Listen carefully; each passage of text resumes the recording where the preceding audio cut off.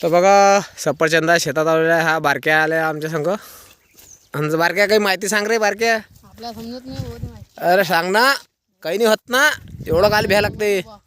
अरे बोलत जाय, हिंमत केली तर भेटतेवर किंमत.